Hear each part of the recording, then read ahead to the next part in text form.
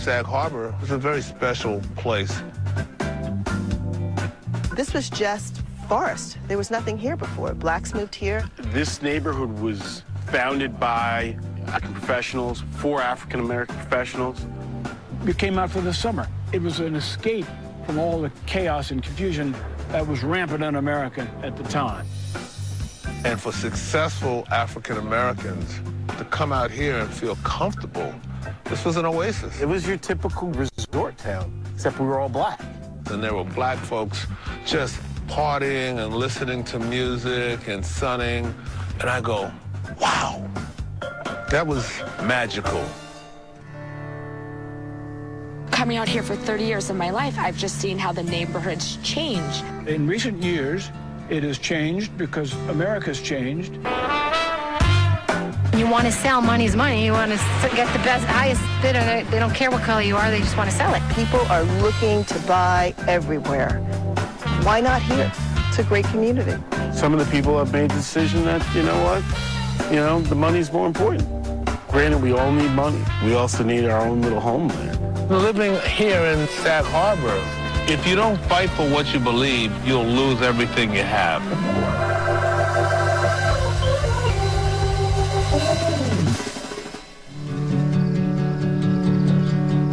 Sag Harbor, this is my spot. This is my place. My name is Bill Pickens, and we're in Sag Harbor at my homestead called the Red House. In 1950, I stepped foot in this house when I was about 13 years old. This was about the 10th or 12th home in the entire community at that time. They were all dirt roads then, though. My parents came out because my dad was a New York lawyer, and he loved boating, and he saw this water. He said, that's for me. And my brother and I came out, and in lieu of camp, this is where we came. We had a great time. The attraction was we could own it, we could use it, we could look forward to the future for our families and grandchildren to come out.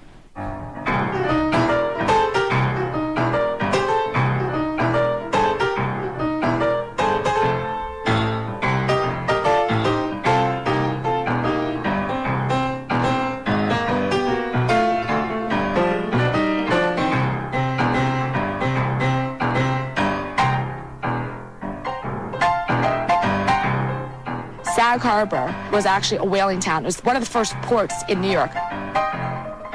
And eventually, in the 40s and 50s, blacks started coming out here and building very small cottages. They opened it up to African Americans because they couldn't sell it to anybody else. There were places they were not allowed to go. And when they found sort of their niche here in Sag Harbor, well, that was great because they were allowed to come here. They weren't going to be discriminated against here. So African American families told their friends, and so the word went out that, boy, come out here and you can buy a 10,000 square foot piece of land for, modest amount of money. When they saw this, they said, oh gosh, this is going to be great. That was pretty significant, that African Americans could own waterfront in America. Basically, the folks who settled out here were from Brooklyn, Jersey, and a few people from Philadelphia. And the next thing you know, bang, bang, whole blocks would be purchased, and houses began to be built. So it spread, and it was all African Americans, and we had a great time. Celebrities came out here. For instance, in 1952, Langston Hughes came out here. He would come out and read poetry. Lena Horne came out. Harry Belafonte built a home for his family just up the road. Duke Ellington came out, rented a home down here. Colin Powell lived across the road. Colin's been coming out here since he was 12 or 13. This place has attracted a lot of interesting people. And for successful African Americans to come out here and feel comfortable, to be able to let their hair down, to summer, this was an oasis.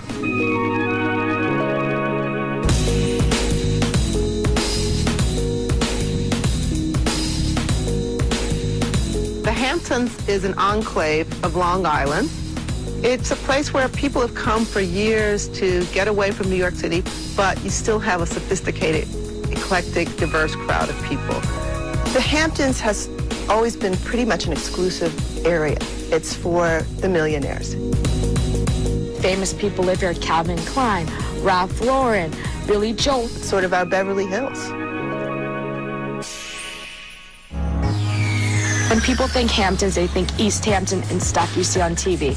People forget Sag Harbor actually is in the center of it all. Sag Harbor sits on the Bayside. You've got the town of Sag Harbor, you've got the main street, and then there's African-American communities around that. You have Azuress, and then you have Sag Harbor Hills, and then you have Nineveh. We have sort of one long beach that connects all of the communities. In these communities, they're very accomplished African Americans. They're educators, they're doctors, they're writers, they're artists. It's really the creme de la creme of the community.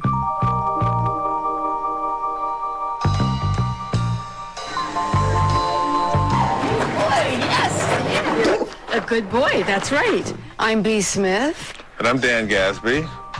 How did we meet? Well, I was in the restaurant business, and this tall, dark, and handsome man came in. Whew. Who was that? You. Must have been another customer. We came here because we wanted a second home. I didn't know this existed. I mean, I'm from Brooklyn. I mean, you know, our idea of the summer was you sleep on a pallet because it's hot. That was summer. So to come out here, and there were black folks just partying and listening to music and sunning, that was what I always dreamed I wanted to live like.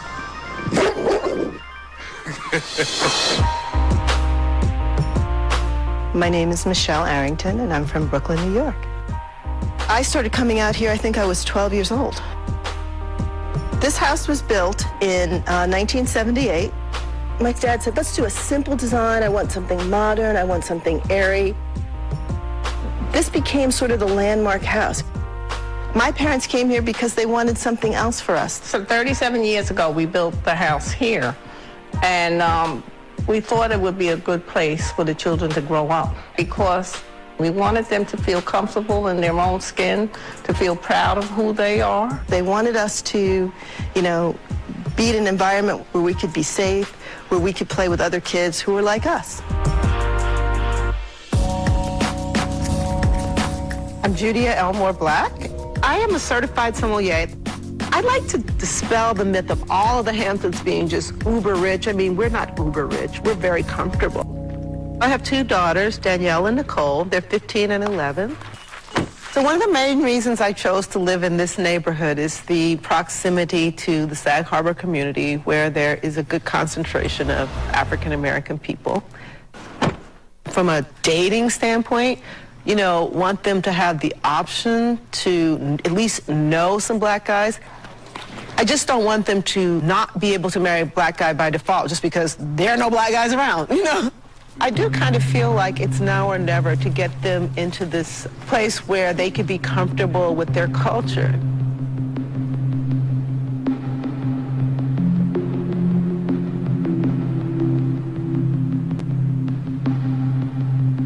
It was all African American from the get-go. But in recent years, it has changed because America's changed, and whites are moving in at some pace. Miss the camaraderie that I had here when everybody was the same, so to speak. It was, you know, all black families and all black kids. This is now, you know, 2014. People are mixing and melting, and that part of it I do like. Now we're coming down Hempstead, and we're gonna turn into Azurest. I've been coming out my entire life, literally since I was in the womb. The property value has risen to the point now where this is a good bargain. People come in and buy.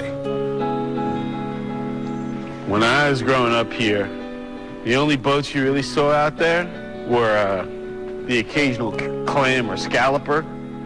And now, as you can see, multi-million-dollar yachts. They found us. We were hiding. We had our own little Shangri-La, and now they're here. So, in time, I'm sure with that kind of pressure, economic, things will change. And we could sell it off, but when it's gone, we'll wish we didn't. That I can guarantee you.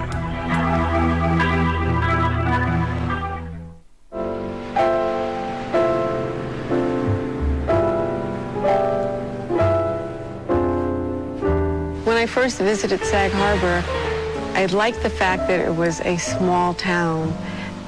I liked the fact that people would nod their head at you or say hello to you as you're walking down the street. Sag Harbor was, for some people, an opportunity to live the good life and be able to get away so that they could recharge their batteries. That's what you do out here. As much as I love the house and I love being here, I love being able to look out and seeing this. And so this beach and this community has a certain social significance to me because I've been there. I remember being denied the opportunity to go to a party at Colonial Country Club. I remember not being able to get into the New York Athletic Club. And that's why I bought here, because I never wanted my kids to have to worry about walking someplace where somebody's going to tell them they didn't belong. These three communities, Azure Rest, Sag Harbor Hills, and Nineveh, are now part of the Hamptons. It's suddenly become a commodity. The thing I fear the most is that one day, by just economic circumstances, young black kids may not be able to walk down this beach and feel that they own a part of it, and they lose their history. That's what I fear, that will be lost.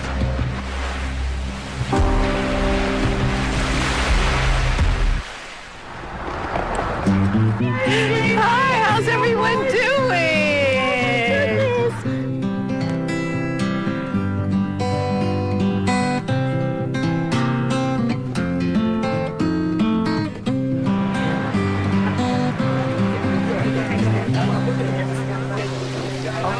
The fish fry over at the Eastville Historical Society is an amazing gathering of the elders of the community with the kids in elementary school. They're lovely. Yeah, and they are in the camp program that we have here. It's important for young people to know that there's lineage and that there's history and that there's continuity. You have some remarkable people over the past 30 years who've attended. Doc, can I ask you a question? Yeah. I mean, you're 102 years old? 101. Hey, well, we can round up. Yeah, 101, 12th month, 3rd day, 12th year. What was it like being out here? How many years? 60 years, and I came from Harlem. Can you imagine coming from Harlem and then walking? Oh, the bustling crowd. Right. Coming into this quiet, beautiful green spot. A lot of friendly people growing up. I didn't know anything like this existed. It harkens back to a time when it was a small town and, you know, the matriarch or the patriarch, you know, goes, I know your father, I know your father's father, and your father's father was my friend. And you know, there's nothing like a good poet. No, there isn't. Flower in a craneed wall. I hold thee here in my hand, little flower. But if I knew what thou art, all in all, I would know what God and man is. You're like Yoda. To a mouse, to a lamb. And you take my breath away. Because you seem to take my breath away.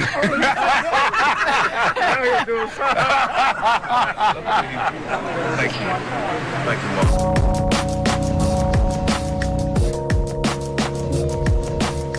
You know, I was asking Dad some real estate stuff and trying to find out what we can do with this property up the street that I want to investigate. My father's a real estate broker. He started out in Brooklyn back in the 60s. People knew, you know, Earl Arrington is in the business of real estate. He can help us out. I am trying to follow in my dad's footsteps. My father has been perhaps my biggest advocate. He's been not just my father, but my teacher and my mentor. I like to think he's a bit of a visionary in some ways. I mean, even though he's in a rehab center and he's in the late stages of Parkinson's disease, I still pick up the phone and I call him and I say, Dad, I'm thinking about doing this, or I heard about this. How do I do that? because that knowledge and insight about real estate is something you gather over a course of years.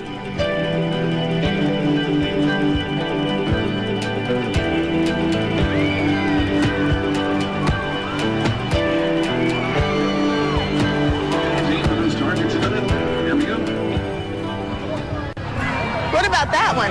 That looks kind of cool. I used to like this ride. This was one of my favorite rides. I'm gonna go on that. That one? Okay, let's do that one. The carnival in Sag Harbor comes the first weekend in August and has been that way, I don't know, probably before I even started coming out here at 12. How many tickets for this one? Marissa, hold mommy's hand.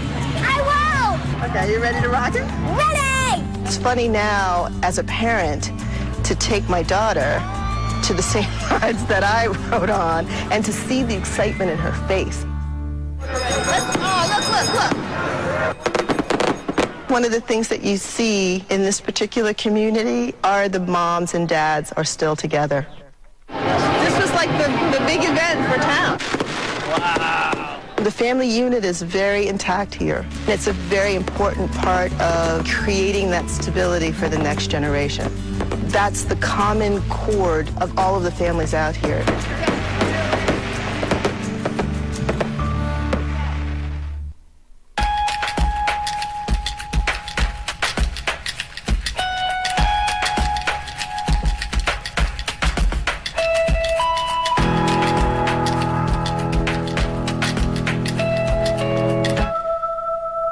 You know what? Put the bar over there and, switch it off. Like maybe move that more over where the other seating is. We're inviting people from the Sag Harbor community over for a brunch and wine tasting and cocktails. Let's see how many we have. We have just enough for the round tables. Then the bar needs some flowers. We're just doing a little informal past brunchy hors d'oeuvres and wines that are paired with the hors d'oeuvres. Let's see. Oh yeah, these. Do the Bordeaux. It was a really great vintage. And then I have some Italian ones.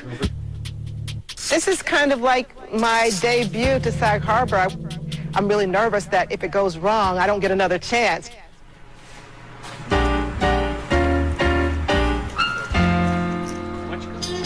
So who, Nicole? No, isn't that great timing I made? Hi, Bea. How are you? Good to see you. You look beautiful. I gotta go to the ladies first. Well, you should. How are you? Hello.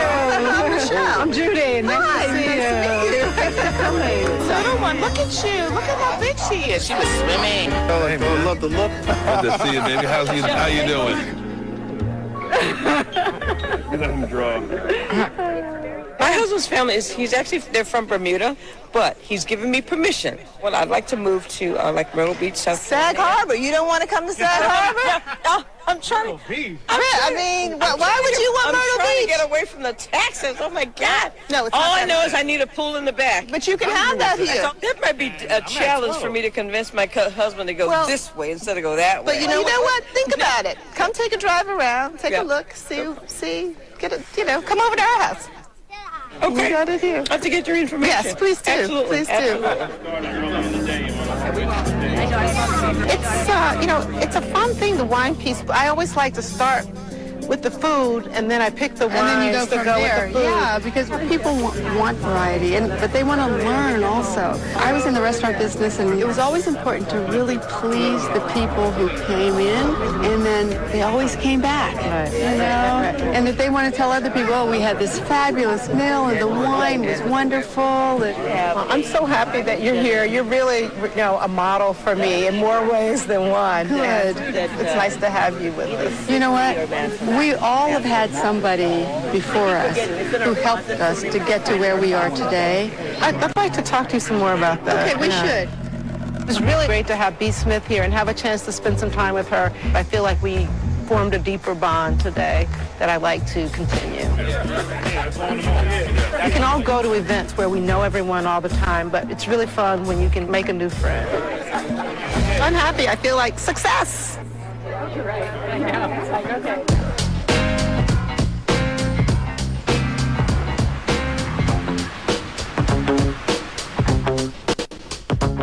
Bishop, come on in, boy.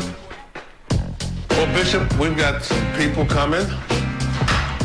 Hey! How are you? Candace. Great to see you. Good Thank to you see for you. having us. We have a lovely young couple just married recently, a guy named Hank, I call him the Hankster, and his lovely wife, Candace. Hello? Who's that? And then a dear friend of ours, Ron, who's like a brother to me. And so it's going to be the 6 of us, and we're going to have a good time. I haven't seen you guys since the wedding. Yes, how's everything? How you doing? I didn't tell Ron you guys were coming, and you didn't know. But you know each other. Blacks in the Hamptons. You know, there's only about a few of us out here, you know. But Sweetie's working on a little cocktail. We're going to make this like a martini. We're going to call this a Hard Rock Martini. It's a party. We don't get to do this every day. Cheers. Thank you for having us. Thank you. You guys go ahead. Go ahead. I'm so glad that we have all of you here. We're happy to be here. Pleasure. And you look beautiful. Oh, Always. Oh, this looks amazing. Let's dig in. Oh, wow. Okay. Yeah, thank you. We know you. We know you. We didn't know you know them. We didn't know them know you. And at the same time, being successful and being African American, we all share a common bond. We live in the best of times and we live in the most challenging of times. And that goes back to even living here in Sag Harbor. It has changed. You know, we came out here Memorial Day and it looked different. Yeah. And you know what? In some ways, it's good. It shows like growth and progression from what it was. In some ways, it's sad. If you don't fight for what you believe, you'll lose everything you have.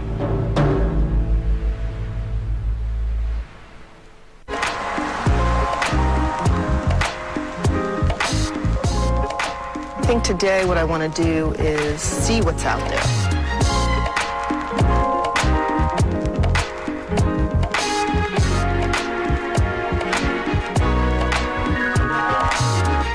I'm a real estate salesperson now in Brooklyn. I am also an owner, and I rent my property here in Sag Harbor. I mean, maybe when we're out today, we might bump into people who are potentially interested in selling. Okay, cool. I think we got a plan. Let's go.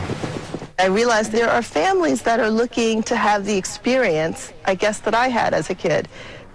And so I thought, well, gee, my dad's doing it out here. I should just do the same thing. There's one I have in mind. Your dad originally sold this. Didn't he sell this? Whole lot. Look at all the for sale signs over here.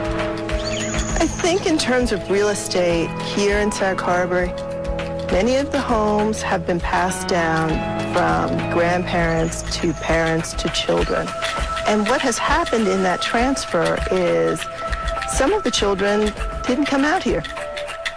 And so the properties, they've been paid for in full, but they're not in the homes. And so the homes have become run down. It's not about the house. It's not about the cottage that was built in 1950s. It's about the land. It's about location, location, location. You're close to the beach. You're a 10-minute walk to the town. You're 15 minutes to the ocean. So there's a demand for it. My hope as a broker is to obtain those properties and be able to sell them. This is a fun house. It's a party house. They were from Brooklyn originally. They knew my dad when he had his office. I mean, I know there's some issues with it. That moss and newspapers, nobody's been here. You peek in there? I can see through the doorknob. And I remember this house. This was like the hangout house. This is for my sister's group, you know. It's kind of sad to see this house in this condition. You want to see if we can go around the side? This is how it is. So it's 4 bedrooms, 2 baths. That's what people are looking for. I mean, it would be nice to get a family in here. Oh, this is a good one. This area has always been a community-based area. Just the way the homes are constructed. There are more cottages than big homes. They're not, 40-acre farms. You're away from anyone no matter what you do. It's designed so that you could ride your bike up and down the street and pick up the local kids or go to someone's pool and enjoy those experiences. This was like the spooky house, I think, a little bit when we were kids, because it's an old house.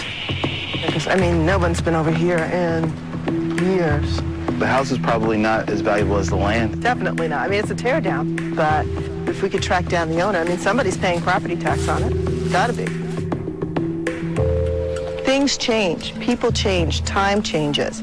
And so this community is going to change as a result. That's just the ebb and flow of life. I think that's a good one, because it's been sitting for so long. I would love for this neighborhood to stay the same. And when I say stay the same, I don't mean necessarily all black. I mean community. So we're very lucky that they let us have a pool. It's quite small, but it's there nevertheless. We just moved in this summer, so we haven't been here a full summer season yet. Well, it's not finished. So here is Janice's house, the woman we bought the land from. So this was a piece of land and it was in her family forever. And this is obviously the best part of this house because we get to wake up every day to this. And you can't beat it. Waking up here in the morning, I think that's the best part of it all. We've been out in the Hamptons for years, right. And we found this, and we were like, this is unbelievable. It's an African-American community. And you didn't know even after you bought the land. He did not know. He owned this land and did not know. And I was like, are we allowed to be here? It was weird for the first time to feel like, oh my God, are we going to be accepted as like the reverse situation? And some people have said like, oh, I don't think they'll sell it to somebody who's white. And I'm like, I don't believe it. I can't imagine that, but maybe, who knows? But we didn't have any issue. We have a great relationship with the woman who sold the house to us. When you want to sell, money's money. You want to get the best, highest bidder. They don't care what color you are. They just want to sell it.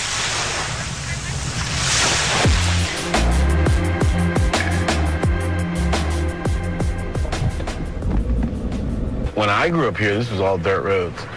My family at one point owned this entire corner. So this was my grandmother's house. And then when we got older, my parents built the house next door. But this was it. This was kind of affectionately known as Weber's Corner here. It's up to me now. My grandmother, she can't manage it on her own. So it's been passed on to me just by virtue of, my grandmother, being 101 years old. We are in a transition from one generation to another. It's Grandma's house. All her tchotchkes are here. That's me and Grandma. This is the struggle, the dilemma. As the generations move forward, you acquire these properties, and then you have to ask yourself, how important is this property to you? That's really the dilemma. Does it have enough significance to maintain and keep it? And in my particular case, I'm not some private equity guy. I'm just a hard-working sales executive, and I'm out there trying to do my best. So to keep a property like this is a struggle. I've made that the determination in my life that this property is to stay in our family. I'll fight tooth and nail to keep it.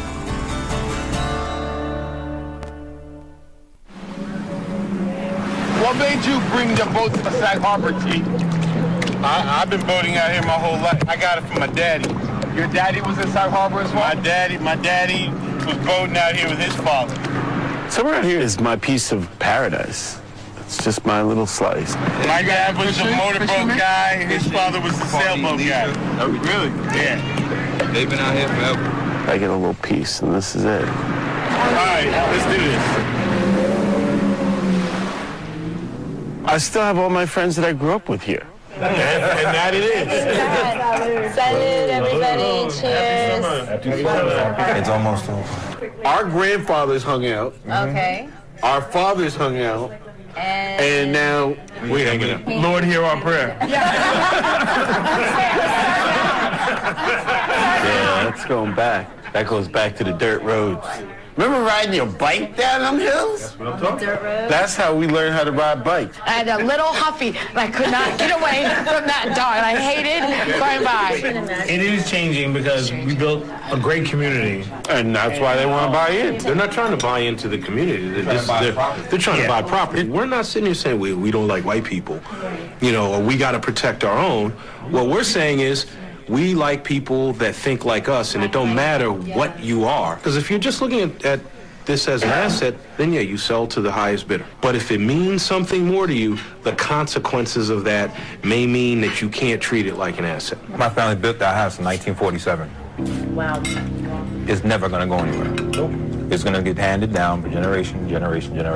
I may reach that point sometime in life. If I get, if something happens to me and I need money, part of the interview process, if I ever had to sell, would be about making sure that whoever's coming in wants to be a part of the community. The friends around the table were 3 generations deep. Yeah, that's special. Starting the 4th. Here. This is our place. We're all going to be here because we're not selling out. We'll die together.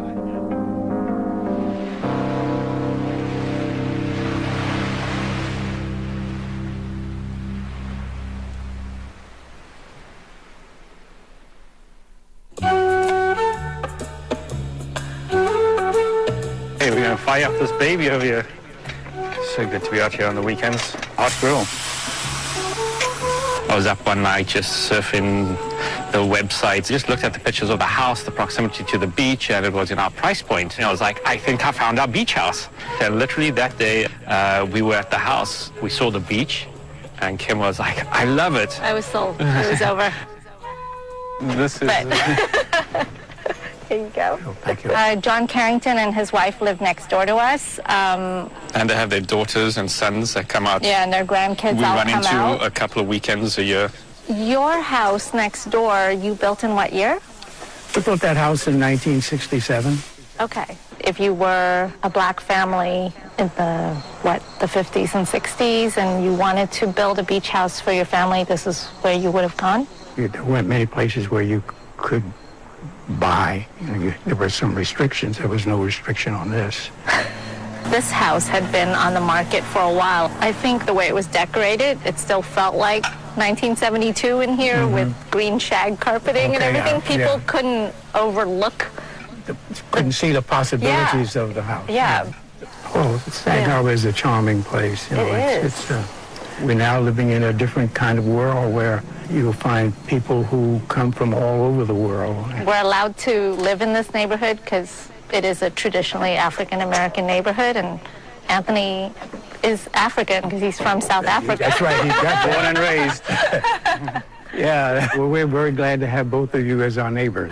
Thank you. We participate in the neighborhood. We tell our friends about the neighborhood, but we don't go out there advertising it because we actually like the way the neighborhood is now.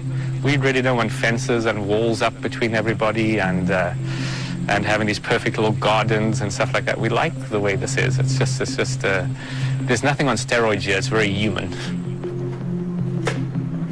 Oh, bon appetit. Enjoy. Bon appetit. What do you know about the history of this neighborhood? There was a man by the name of Lynch, I think, who bought this whole area in here for about $25,000. Wow. And when was that? That was back in the 1940s. Okay. And a lot like this would cost you about $500. Wait, is that how much you bought your lot for? Mm-hmm. Wow. Cheers. Cheers. This took too long to happen.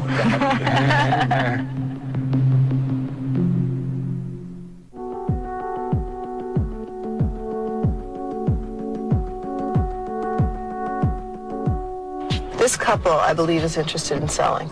Nice lot. It's very nice. Would they be in the range? That might be in the range. This is beachfront right here. Oh, yes. Beautiful views. It's a little nostalgic for me because I know all of these houses. Oh, I bet. I know all of the people who've lived Yes. in them. I don't know the addresses, but I know the families. Right. A lot of history here and a lot of friendships that have been forged.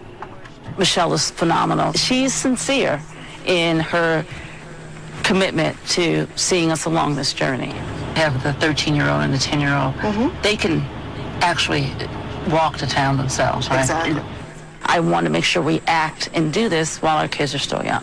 I think that there's a community feel here of African Americans that they need to be a part of. The kids kind of do this house hopping, and it frees up at least one parent. So one parent's watching all the kids one day, and the other parents are out having cocktails, and then you'll alternate. Nice, I like that. And so it's fun. Okay, okay. No, great. it's I'm good. looking forward to that. You'll have great friendships. Okay. I think Lori and her family are wonderful candidates for this community because they have young children. You know, this is a community of families, you know, where everything sort of revolves around the children and the parents and this social component to it that is open to everyone. People who are looking for that would love to live here. At the end of the day, I think that that's what Sag Harbor provides. Oh, man, that is terrific. So what type of seasoning is that? The Red House is just an oasis of relaxation. My dad just bought me a moped that he got from wherever. Tonight, this is a celebration of the end of the season. Young people go back to school. Families get together for sort of the last hurrah of the summer. How you doing, my friend? Oh, my brother. Good to see you. Yeah. My God. You're 3 years older than me, but you got more hair. And so that makes me upset. In a few days, I'm 78 years old, so Well, I'm standing. You know what? I'm still standing. It's a beautiful thing. Oh, we have some movies. My father took 8mm pictures and stored away so that his children and grandchildren could someday see what Sag Harbor was back in its early days. Oh, wow. Frolicking in the sand. Oh, my God. He Isn't was- that great? It's so... Oh, wow. Wow. This is great family fun. Ooh, look at your little naked booty. We caught him. We caught him. Bottoms up. It's wonderful for the young people to see these pictures because it represents their history through their families and what they were able to do in the 40s and 50s against some great odds in this society. So I think it gives a very fine vision of the depth and commitment of their parents and grandparents to ensuring that Sag Harbor Hills would live today. This is a love story. We love Sag Harbor. When I see young African-American boys and girls, little kids running on the beach playing, they're not in the projects. They're not thinking about whether or not they've got to duck and run because they hear gunshots. It makes me feel proud to know that we have a piece of this dream called America. And I'm proud of that. I'm proud of Sag Harbor. This place represents freedom. It represents not having to compromise or having to second guess. That's what this place represents to me. And I'll do whatever I have to do to keep it. I'm fine with anyone moving to this neighborhood. You can move wherever, but as long as you encompass yourself into the community. My hope is that people also will come in and be a part of what's happened here over the years. Their kids will play with our kids. You know, it will be an intermingling. The culture here is family-oriented to enrich our souls and our minds